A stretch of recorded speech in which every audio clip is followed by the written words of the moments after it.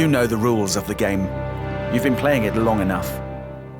M says this to Bond at the beginning of Skyfall, and while she's referring to Bond's vast experience, possibly hinting that he might be past his best, it's also a statement about the Bond movies in general. Skyfall. Done.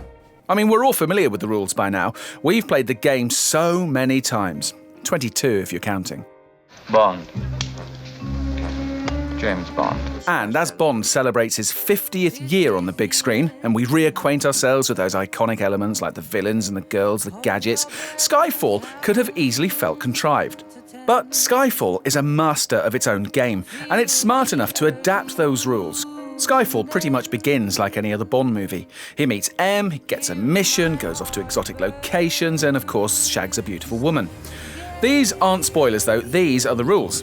But after those early expeditions to faraway places, Skyfall returns to London, remaining in Britain for the rest of the film. And from here on, it begins to stray away a little from the tested formula.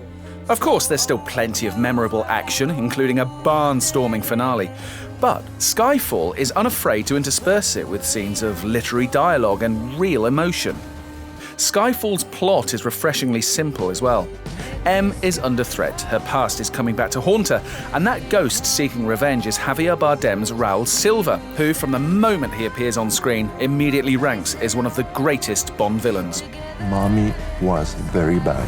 Because if we're honest, Craig's Bond has so far been let down by some unmemorable adversaries, but here Bardem is every bit his equal and a true antagonist, a painful thorn constantly twisting in Bond's side. Frankly, Bardem would steal the movie if it wasn't for another defining performance by Daniel Craig as Bond. Skyfall really provides him with the opportunity to showcase his ability as a great actor. He's brutal when he needs to be, and charming and suave when the situation arises. The weakest aspect of Skyfall has to be one of the Bond franchise's most enduring ingredients, the Bond girls.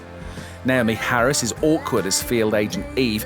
She doesn't really seem comfortable in her action scenes, and her chemistry with Craig is pretty much non-existent. But the reason why Harris and Bernice Marlowe get such a raw deal is that neither of them is Skyfall's real Bond girl.